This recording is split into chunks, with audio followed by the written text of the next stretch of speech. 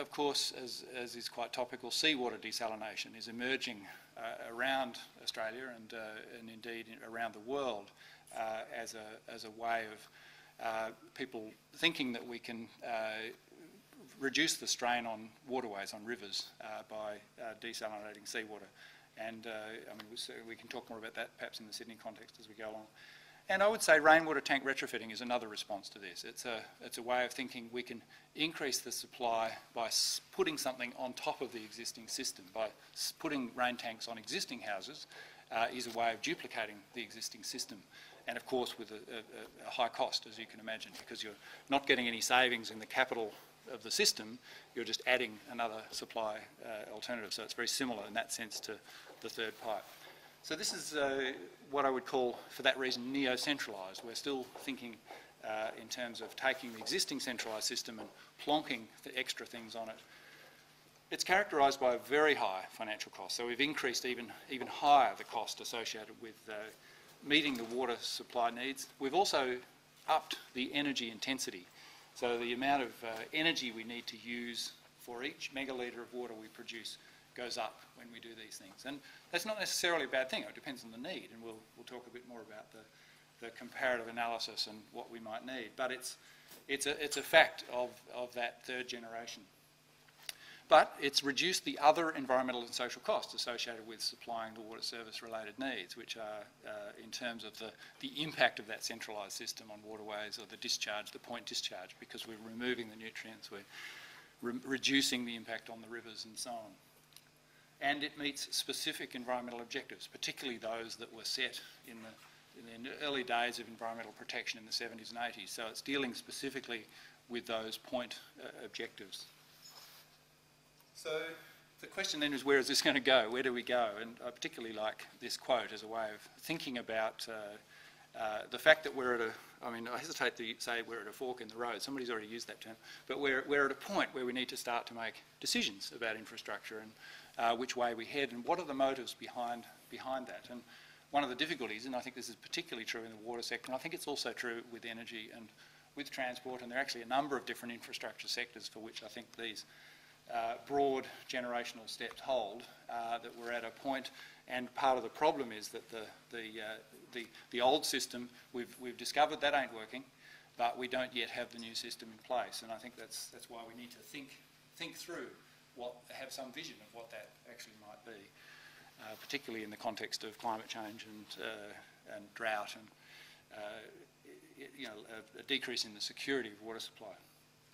So what could a fourth generation look like? And I would argue, and this is my views about what actually is emerging in terms of the broader water system. And again, I'll draw your attention to the parallels with energy and indeed with transport. And we've done some work looking at the parallels between those three. So I think it's been emerging since the beginning of this century. So we're talking about something that's relatively new. The objectives would be a more integrative service provision. So we're not saying how do we provide kilowatt hours, how do we provide energy, or how do we provide kilolitres or water. That's actually not what people want. People don't want the energy, they don't want the water, they actually want the services that provides. So they want clean clothes, they want aesthetically pleasing landscapes, they want their bodies clean and sanitation and so on. These are the services. And we can provide those services with a range of different levels of efficiency, even with a range of different types of water, for that matter. So it's a question of saying, what is it that people need? What is the least cost means of providing that, where cost needs to be interpreted not just as financial cost, but also the environmental and social impact of providing that service. And in a sense, that's customer service. That's actually, if you think of it as a business, I mean, historically, utilities have been they're public service entities. Many of them came from local government. And their objective was to make sure there was a secure and reliable water supply in place. So it was all focused on the supply outwards, rather than saying, well, what is it that the customer actually needs from that perspective? So you can look at it in different ways, whether it's customer service perspective from that point of view as a utility business, a different way of thinking about utility business, or whether it's about community needs and service provision. So what are the characteristics? Well, what's emerging is that we are starting to realise that to challenge the economy of scale question, the idea that a larger and larger sewer network, for example, was intrinsically lower cost per customer is being challenged. This may be true for the treatment plant. If you make a bigger treatment plant, then the cost per household or per megalitre that comes into that treatment plant will be lower, but the transport system won't be. The system of pipes and sewer mains and pump stations and so on doesn't actually decrease steadily with the size of that system. And in fact, at some point it starts to turn up and go the other way because you have to have bigger pipes. And the other thing is that bigger pipes, bigger systems, greater depreciation of those systems. And the other factor is that we are sitting on systems, and this is certainly true of some of our older cities in Australia and certainly in Europe, on systems which are actually just crumbling beneath our feet in terms of they're out of sight, out of mind. Most sewers actually leak as soon as they're built. So in fact, when it rains, you often get huge surges.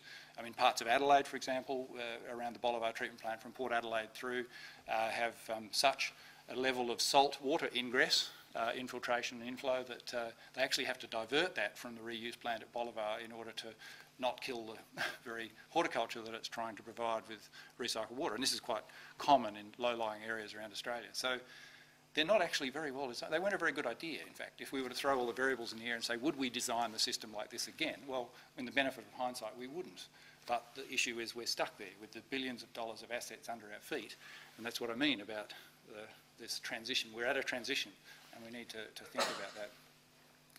So planned and managed distributed wastewater treatment and reuse is likely to be the way of the future. It's starting to happen, and it's starting to happen partly even because of the market. And indeed, this picture is of a place called Water Garden in Santa Monica, which was constructed. That lake you see is actually high-class treated effluent. 90 to 95% of the water use in the building is recycled because most commercial buildings, most of the water is used for toilets and cooling towers. And it's because they had a moratorium on future development in that area because the sewer was constrained, and therefore they had to, in order to get the development going, they had to do something differently, which they did. Developers will find a way of a solution. If it's standing in the way of a $1 billion development, then they'll find the extra 5 to 10 million to put in place such a system. And that's just one example. There are many throughout the world, and some that we've been privileged to work on in Australia even.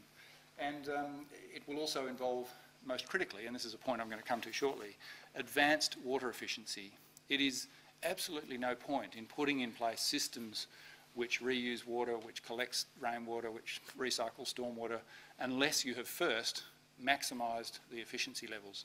And I'll show you shortly how significant that can be in terms of a contribution. It's not as easy to conceptualise what we call negalitres. Negative megalitres or negawatt hours are actually the lowest cost, the largest and quickest contribution we can make to future water sustainability or energy, and yet it's largely unremarked in terms of the current debate. We hear debates between nuclear and coal, or between desalination and reuse, and yet there's this missing component. So what I believe is occurring, and some of the research is still being done in terms of the cost of these systems when you take into account all of the avoided costs. If you can design new suburbs, new developments, new buildings, which have some of these characteristics in place, what you can start to do, and this is quite crucial, is you can reduce the cost of the pipes and the pumps and the treatment plants and so on, all of the systems that provide the water and treat the wastewater. And if you reduce the cost of those, you can actually start to make this the cost per household or cost per user lower than what I call the neo-centralised system. And it can reduce the total financial and environmental cost of urban water service provision at once, at the same time, without having to have the cost at the end of the pile.